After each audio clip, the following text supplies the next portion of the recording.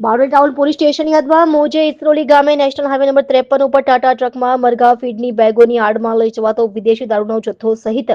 કુલ ₹54,19,600 મુદ્દામાલ સાથે ટ્રક ચાલકને ઝડપી પાડતી સુરત જિલ્લા એલસીબી મહેરબાન પોલીસ મહાનિરીક્ષક શ્રી પ્રેમવીરસિંહ સાહેબ સુરત વિભાગ સુરત નાઓની રાહબરી હેઠળ તથા પોલીસ અધિક્ષક શ્રી રાજેશ ગડિયા સાહેબ નાઓ સુરત ગ્રામ્ય જિલ્લામાં ગેરકાયદેસર પ્રોહિબિશન જુગારની પ્રવૃત્તિ ઉપર સખત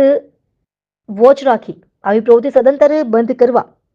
RB Bhatol police inspector LCB Surat ગ્રામ્ય તથા MR Shakoriya police inspector parole follow સ્ક્વોડનાઓએ જરૂરી સૂચના આપેલ હોય જેથી એલસીબી પેરોલ ફોલો સ્ક્વોડના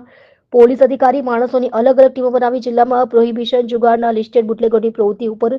તથા નેશનલ હાઈવે ઉપર મોટા પ્રમાણમાં વિદેશી દારૂની હેરાફેરી થતી હોય જેની ઉપર વોચ રાખી અસરકારક કામગીરી કરવા જરૂરી સૂચના અને માર્ગદર્શન આપી ચોક્કસ દિશામાં વર્કઆઉટ ચાલુ કરેલ જે અનુસંધાનમાં HC Masani police sub inspector LCB નાઓની ટીમ સુરત જિલ્લા વિસ્તારમાં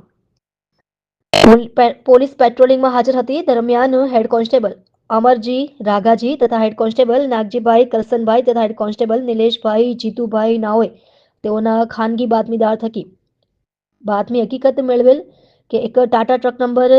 GJ27TF3562 નો ચાલક ધુલિયા તરફથી વિદેશી દારૂનો જથ્થો ભરી નવાપુર વ્યારા થઈ સુરત તરફ આવનાર છે અને હાલમાં ટાટા ટ્રક સોનગઢ નજીકથી પસાર થાય છે।